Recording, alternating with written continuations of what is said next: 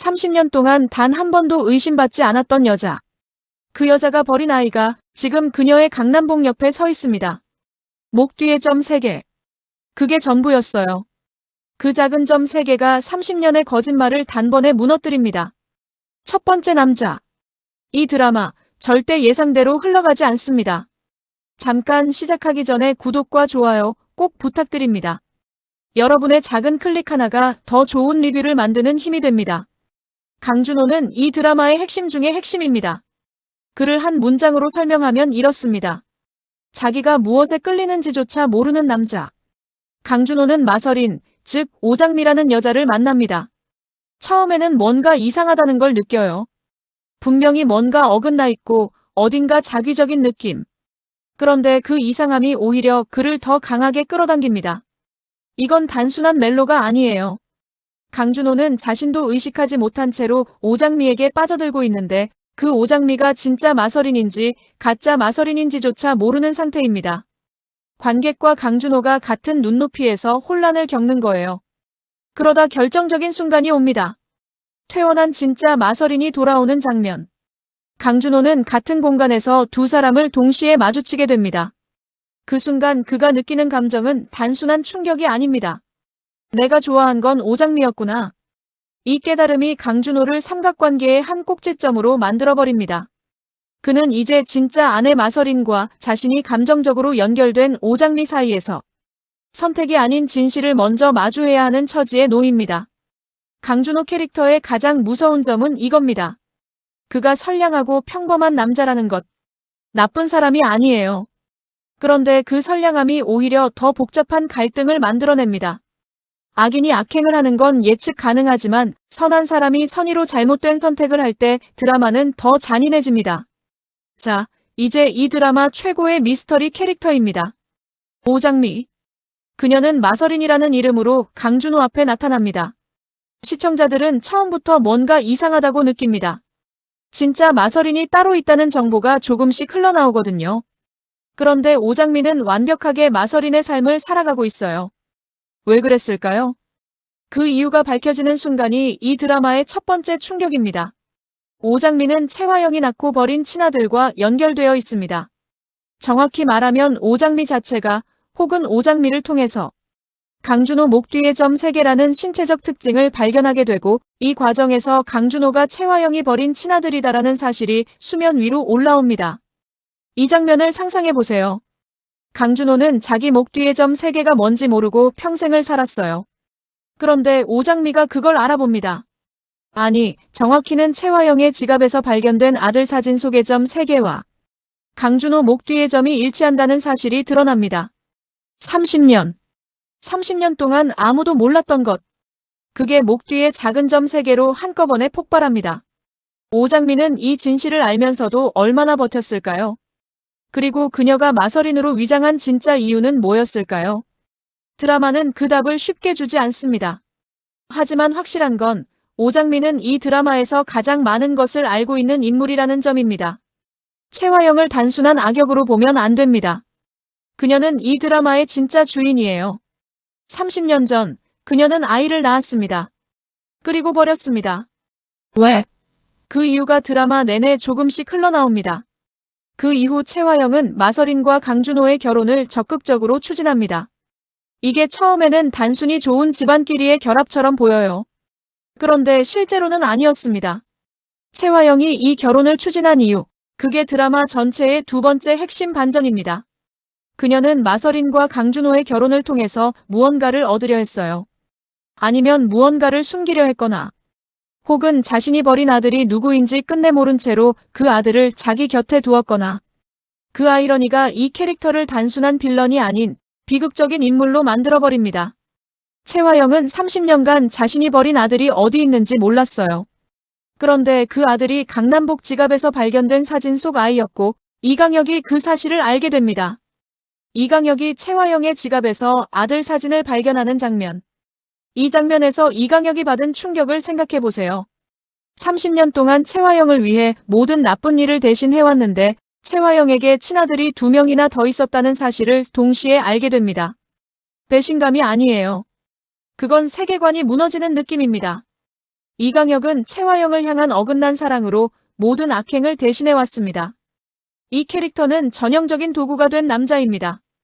그는 채화영이 위기에 처할 때마다 앞에 나서서 해결했어요. 법적으로 문제가 될 일도 도덕적으로 선을 넘는 일도 채화영을 위해서라면 다 했습니다. 그런데 채화영의 태도는요? 채화영은 이강혁을 사람으로 본 적이 없습니다. 처음부터 도구였어요. 그걸 이강혁 본인만 몰랐던 거죠. 결정적인 사건이 생깁니다. 채화영이 위기에 처했을 때 오장미 편에서 오히려 채화영에게 불리한 증거를 넘기는 반전이 옵니다. 30년간 충성했던 남자가 배신하는 순간 이 장면은 단순한 배신 씬이 아닙니다. 이강혁 입장에서는 이것이 마지막 자존심의 발현이에요. 내가 30년 동안 어떻게 살았는지 당신은 알기나 해.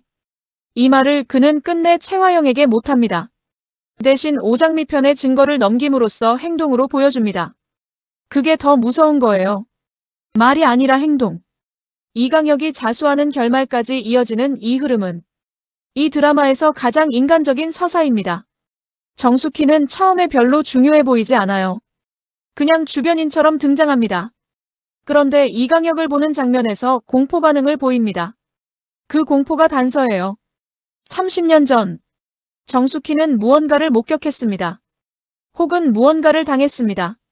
그 기억이 이강혁을 보는 순간 조각조각 되살아나기 시작합니다. 채화영 법정 장면에서 정숙희가 증인으로 나서는 장면. 그녀가 이 한마디를 합니다. 이 여자가 내 아이를 빼앗아갔다. 법정이 얼어붙습니다. 채화영의 얼굴이 굳습니다. 이강혁의 손이 미세하게 떨립니다. 이 한마디가 채화영의 모든 계획을 한꺼번에 무너뜨리는 핵폭탄입니다.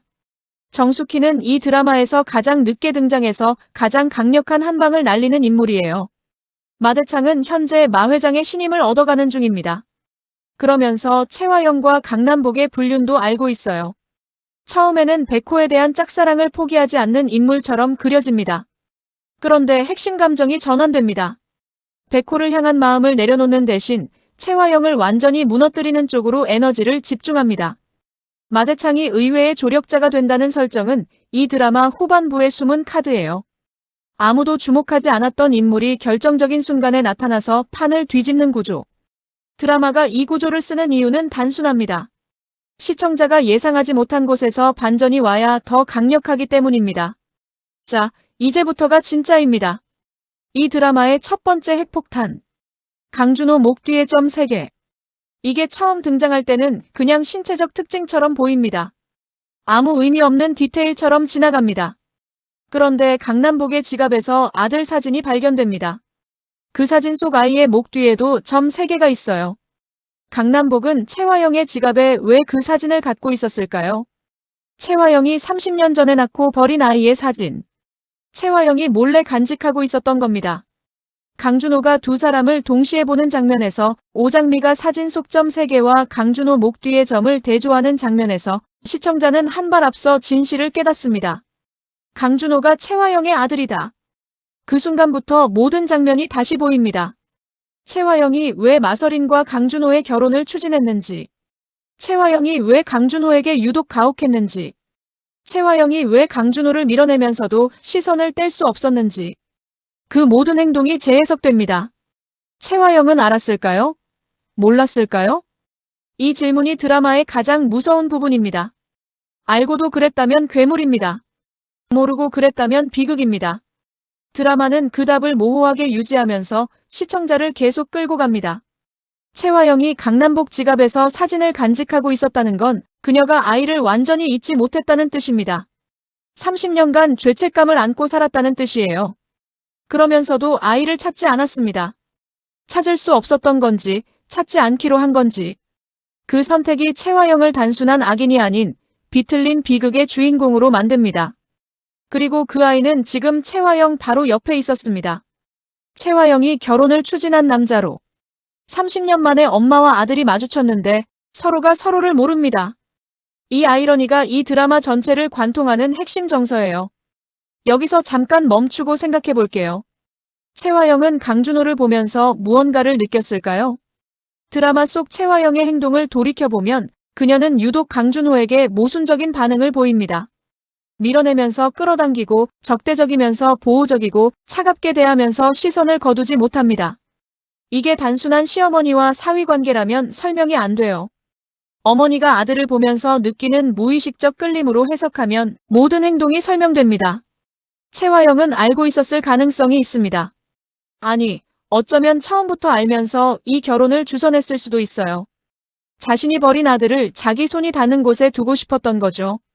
직접 아들이라고 부르지 않아도 옆에 있을 수 있도록. 그게 사실이라면 채화영은 정말로 무서운 여자입니다. 그리고 그 무서움이 이 드라마를 10만 조회수짜리 콘텐츠로 만드는 힘이에요. 두 번째 충격은 이강혁입니다. 30년. 이강혁은 30년 동안 채화영을 위해 살았습니다. 그 30년 동안 그가 한 일들을 한번 정리해 볼게요. 채화영이 원하는 것을 얻을 수 있도록 법적 경계선을 수시로 넘었습니다. 채화영이 위험에 처할 때마다 그 앞에 나서서 방패가 됐어요. 채화영의 비밀을 지키기 위해 다른 사람들을 압박하고 위협했습니다. 그 모든 것을 사랑이라는 이름으로 해왔어요. 그런데 그 사랑이 일방적이었다는 걸 이강혁은 알고 있었을까요? 알고 있었을 겁니다. 그런데도 멈추지 않았어요. 사랑이 아니라 집착이고 집착이 아니라 정체성이 됐기 때문입니다. 채화영을 위하는 것이 이강혁의 존재 이유가 돼버린 거예요. 그러다 결정적인 사건이 생깁니다. 채화영의 지갑에서 아들 사진을 발견했을 때 그 순간 이강혁이 받은 충격은 두 겹입니다. 첫 번째 충격, 채화영에게 자신이 모르는 아들이 있었다. 두 번째 충격, 진짜 손녀가 2명이나 더 있었다. 30년 동안 함께했는데 그 30년 안에 채화영의 가장 중요한 비밀이 있었고 그 비밀을 이강혁은 몰랐습니다. 이게 배신감이에요. 나는 당신의 모든 것을 알고 있다는 믿음이 한순간에 깨지는 것. 그 상실감이 이강혁을 완전히 바꿔놓습니다. 채화영이 위기에 처했을 때 이강혁은 반대편에 섭니다. 오장미편에 증거를 넘깁니다. 이 장면이 얼마나 충격적인지 감이 오시나요? 30년 충성이 한 번의 선택으로 끝나는 순간, 그것도 조용하게, 폭발하지 않고 소리 지르지 않고 그냥 서류 하나를 건네는 것으로. 이강혁의 배신이 더 무서운 이유는 그 조용함에 있습니다. 감정 없이 차갑게 돌아서는 것. 그게 30년 상처가 만들어낸 결말이에요. 드라마가 이강혁의 배신을 통해 말하고 싶은 것은 이겁니다. 모든 사람은 버티는 한계가 있다. 그 한계를 넘으면 아무리 충성스러운 사람도 돌아선다. 그리고 그 돌아섬은 반드시 온다. 대사 인용 1. 이 장면에서 이강혁의 표정을 보세요. 아무 말도 하지 않아요. 그런데 드라마 속에서 그의 독백이 깔립니다. 이건 단순한 사고가 아니다. 이 짧은 문장이 이강혁의 내면 전체를 담고 있습니다. 채화영을 향한 자신의 30년이 계획된 함정이었다는 걸 깨닫는 순간의 독백. 감정을 최대한 절제했기 때문에 더 강하게 꽂힙니다. PART 4 충격 포인트 3 정숙희의 증언. 법정이 얼어붙다. 세 번째 충격. 정숙희가 증인석에 섭니다. 이 장면 전까지 정숙희는 주변부 인물이에요. 강준호가 이강혁을 보면서 공포 반응을 보이는 정숙희를 목격합니다. 그때는 그냥 저 여자가 왜 저러지? 그 정도로 지나가요. 그런데 채화영 법정 장면에서 정숙희가 증인으로 나섭니다. 법정의 공기가 바뀝니다. 채화영은 여유 있게 앉아 있었어요. 어차피 증거가 충분하지 않으니까. 이강혁이 잘 처리해 줄 거라고 믿고 있으니까. 그런데 정숙희가 들어오는 순간 채화영의 표정이 미세하게 굳습니다. 정숙희는 말합니다. 30년 전의 기억을. 이강혁을 처음 봤을 때 느꼈던 공포가 어디서 왔는지. 그 공포가 사실은 기억이었다는 것. 그리고 증인석에서 채화영을 정면으로 바라보며 이 말을 합니다. 이 여자가 내 아이를 빼앗아갔다. 이 한 문장이 터지는 순간 드라마는 멜로에서 진짜 법정 스릴러로 전환됩니다.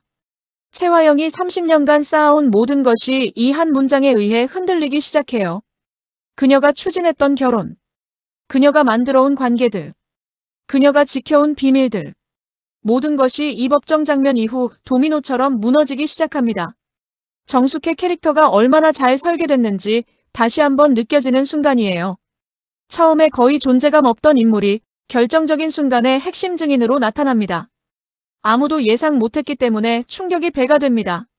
드라마에서 이 구조를 체오프의 총이라고 해요. 1막에 잠깐 보여줬던 총이 3막에서 발사되는 것. 정숙희가 이강혁을 보고 두려워했던 장면이 1막의 총이고 법정 증언이 3막의 발사입니다. 특히 채화영과 강준호의 관계를 보면 그 둘은 표면적으로 시어머니 마이너스 사위 관계인데 이면에서는 어머니 마이너스 아들 관계예요. 이 두 관계가 동시에 존재하는 장면들을 다시 보면 채화영의 행동 하나하나가 완전히 다른 의미를 가집니다. 강준호를 보호하는 행동 아들을 지키는 어머니. 강준호를 몰아붙이는 행동 자신의 죄책감을 외면하는 도망. 강준호에게서 시선을 뗄 수 없는 것 30년 만에 다시 본 아이. 이 복층 구조가 이 드라마를 단순한 막장이 아닌 진짜 스릴러로 만드는 힘입니다. 이 삼각관계는 표면적으로는 멜로처럼 보여요. 그런데 실제로는 정체성 갈등입니다. 강준호가 좋아하게 된 건 오장미예요. 진짜 아내인 마서린이 돌아왔을 때 강준호는 진짜보다 가짜에게 더 끌린다는 걸 알게 됩니다. 이게 단순한 멜로 감정이 아니에요. 내가 사랑한다고 믿었던 것이 가짜였다면 그 감정은 어떻게 되는가? 이 질문이 강준호를 통해 제기됩니다.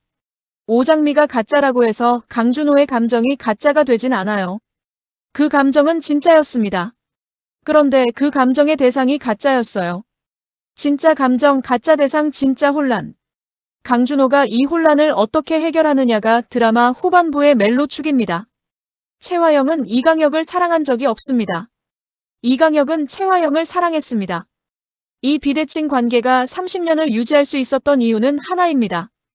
이강혁이 채화영에게 필요한 사람이었기 때문에요. 채화영이 이강혁을 필요로 하는 한 이강혁은 채화영 주변에 있을 수 있었어요. 그게 착취의 구조입니다.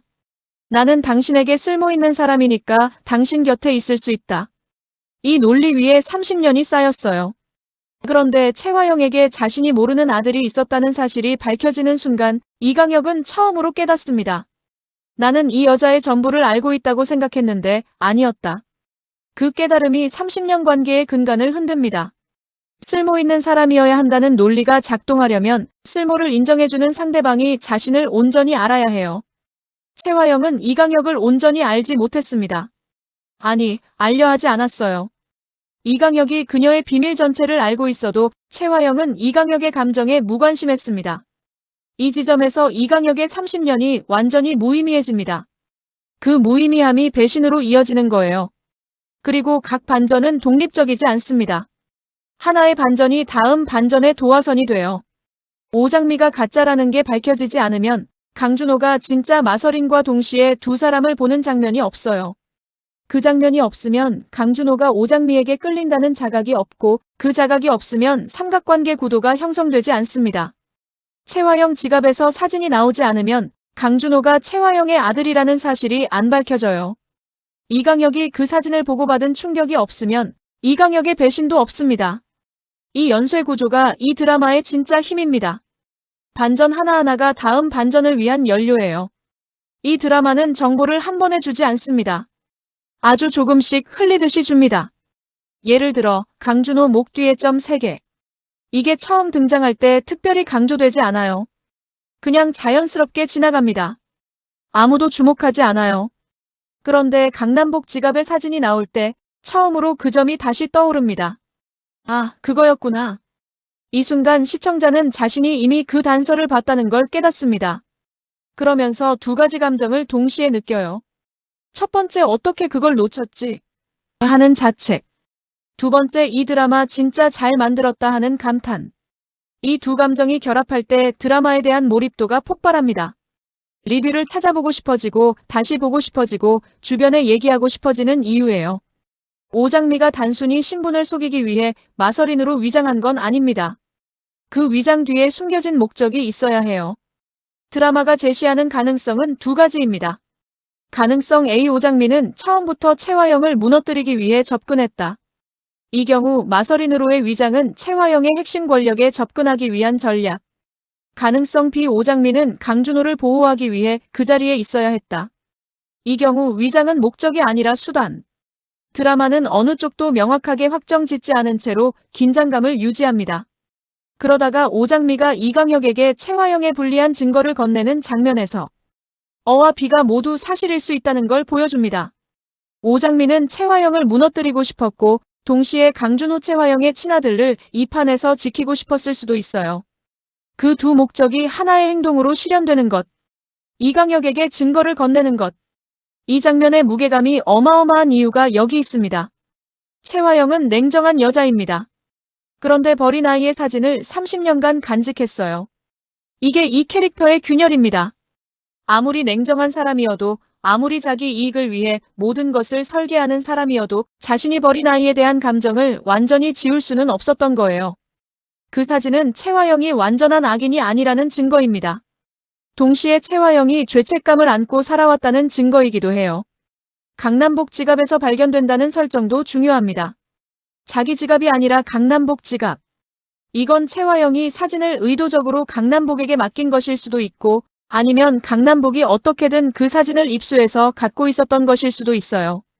어느 쪽이든 그 사진이 강남복 지갑에 있었다는 사실이 이강혁에게 발견됩니다. 최화영이 아닌 이강혁에게. 이게 이강혁 배신의 방아쇠가 됩니다. 만약 그 사진을 최화영이 직접 발견했다면 이강혁은 여전히 최화영 편이었을 수도 있어요.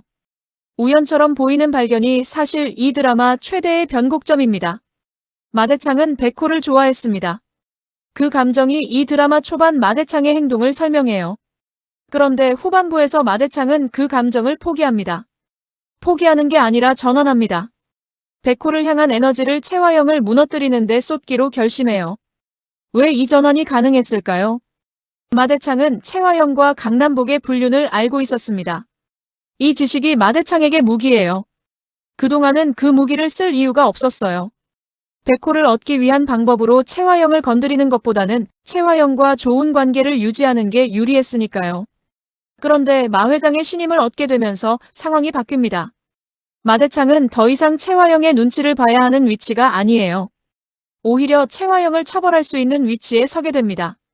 그 위치 변화가 마대창의 감정 전환을 가능하게 해요. 백호에 대한 감정을 내려놓는 대신 최화영에 대한 분노를 정의 구현으로 전환. 이 전환이 논리적으로 자연스럽게 느껴지도록 드라마가 미리 마대창의 감정을 설계해뒀습니다. 이 설계를 처음 볼 때는 몰랐는데 반전이 터진 다음에 보면 보여요. 이 드라마의 모든 사건이 우연이 아니라 설계된 것처럼 보이게 재배치된 이유가 여기 있습니다. 정숙희의 증언 장면. 이 여자가 내 아이를 빼앗아갔다. 이 문장은 7글자짜리 폭탄입니다. 법정이라는 공간에서 최화영을 정면으로 바라보며 말하는 이 대사. 빼앗아갔다라는 표현이 핵심이에요. 그냥 가져갔다가 아닙니다. 빼앗다는 폭력과 의도가 포함된 단어예요. 우연히 일어난 일이 아니라 최화영이 의도적으로 아이를 빼앗았다는 뜻입니다. 이 대사 하나가 최화영의 모든 변명을 선제적으로 차단합니다. 최화영이 나는 그런 적 없다고 해도 빼앗아갔다는 단어가 이미 법정에 박혀 있어요. 그 단어의 무게가 최화영보다 먼저 존재합니다. 이강혁이 오장미에게 증거를 건네기 직전. 그의 마지막 독백. 누가 진짜 판을 짜고 있는 걸까?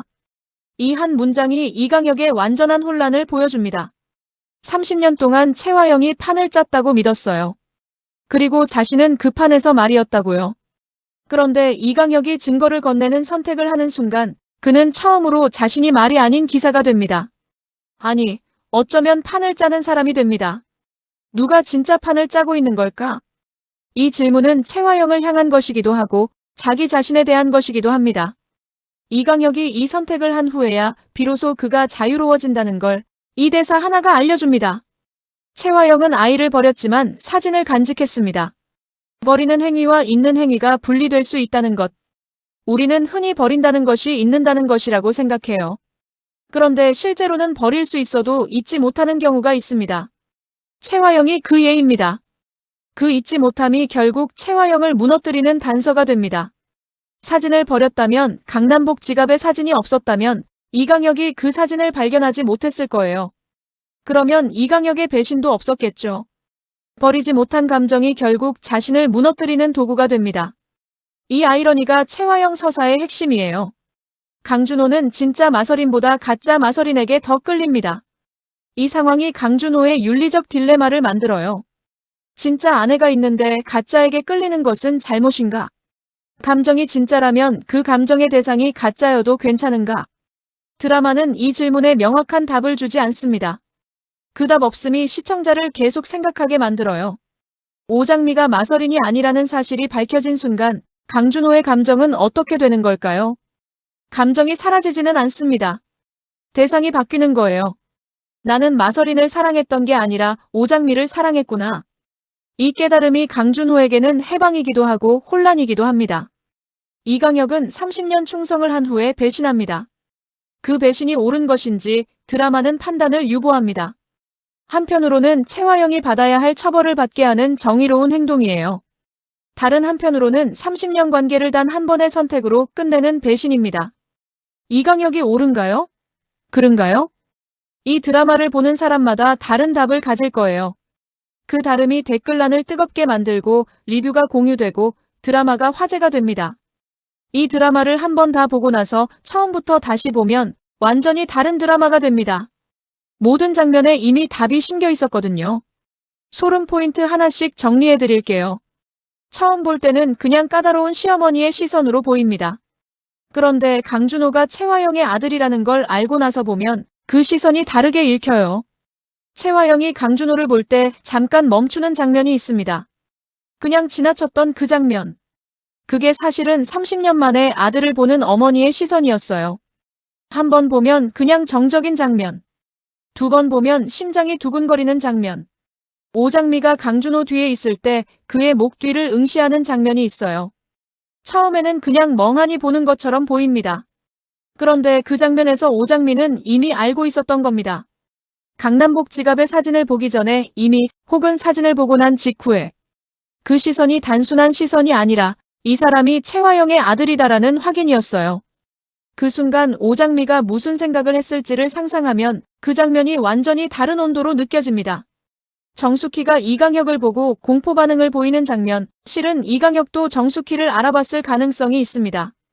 이강혁이 정숙희를 보는 시선이 굉장히 짧게 스쳐 지나가요. 눈빛이 순간적으로 굳어집니다. 그런데 너무 빨리 지나가서 처음에는 못 잡아요.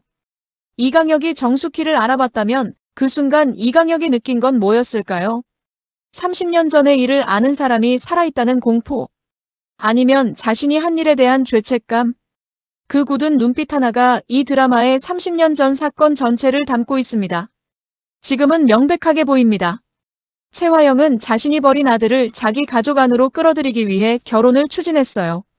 의식적이었는지 무의식적이었는지는 드라마가 열어두지만 그 결혼 추진의 에너지가 지나치게 강렬했다는 점. 단순히 좋은 집안과의 결합이라면 그렇게까지 강하게 밀어붙일 이유가 없어요. 그런데 최화영은 집착에 가깝게 이 결혼을 추진합니다. 그 집착이 사실은 아들을 향한 감정이었다고 해석하면 모든 게 설명됩니다. 자, 이제 이 드라마의 가장 큰 반전을 한 번 더 정면으로 봅니다. 강준호가 최화영의 친아들이라는 사실. 이 한 방이 최화영의 모든 계획을 한꺼번에 무너뜨리는 핵폭탄입니다. 왜 핵폭탄인지 정확하게 짚어볼게요. 최화영이 추진했던 결혼 무효가 됩니다. 30년간 숨겨온 아들이 사위였다는 사실 법적, 도덕적 문제를 동반합니다. 최화영이 아이를 버렸다는 사실 정숙희 증언과 맞물려 법정 증거가 됩니다. 최화영의 모든 인간관계 이 사실 하나로 재해석됩니다. 이 반전이 폭발하는 순간 이강혁은 최화영에게 돌아설 이유가 완전히 사라집니다. 최화영을 위해 지켜왔던 것들이 사실은 최화영 본인이 무너뜨리고 있었던 거예요. 그 모순을 이강혁이 처음으로 정면으로 봅니다. 그래서 그의 배신이 단순한 감정적 반응이 아니에요. 매우 차갑고 논리적이고 필연적인 결론입니다.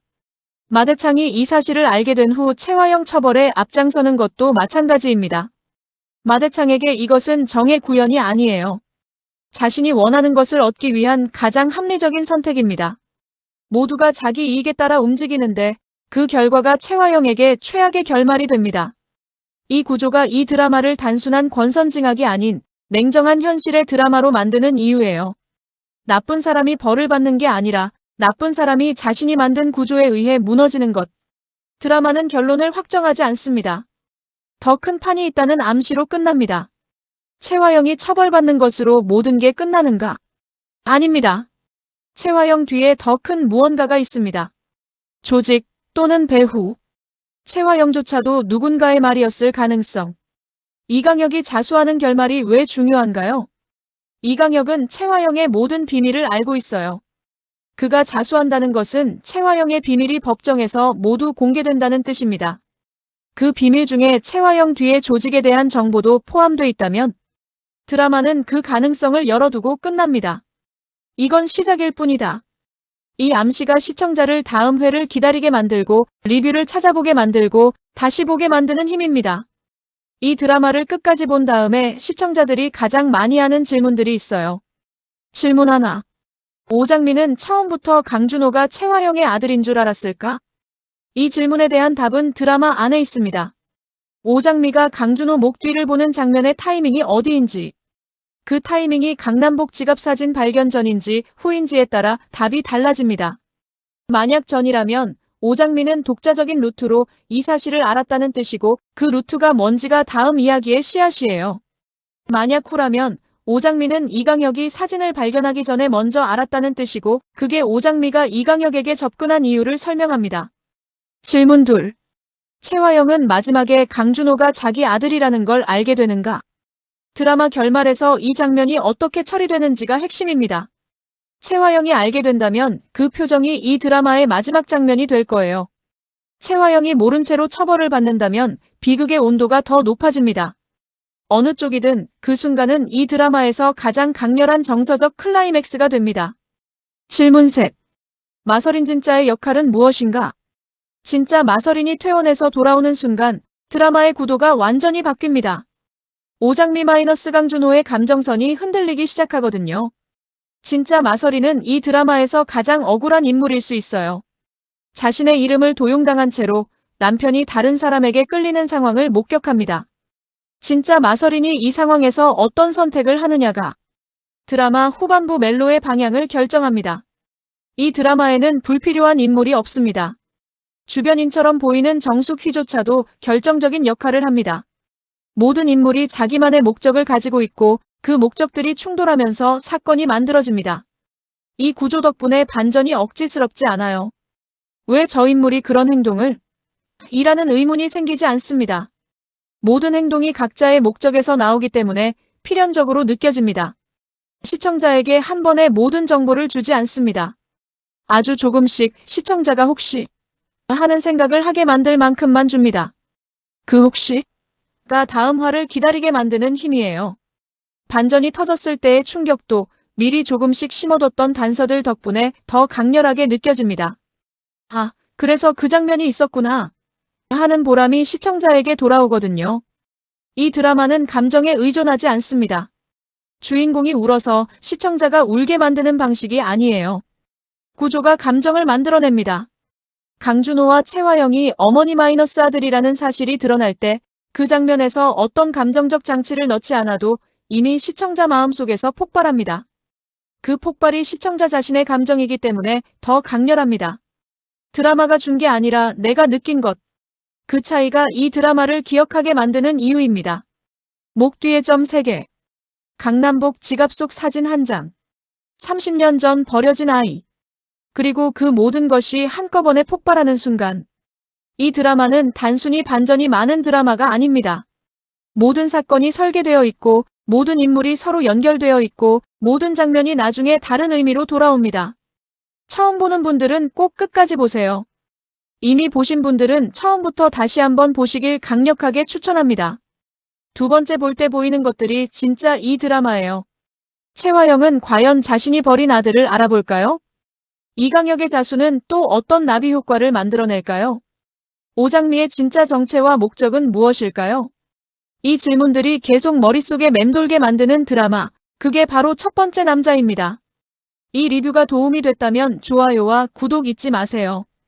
댓글에 여러분의 생각을 남겨주시면 다음 리뷰에서 더 깊이 파고들겠습니다. 여러분의 작은 클릭 하나가 더 좋은 리뷰를 만드는 힘이 됩니다. 다음 영상에서 만나요.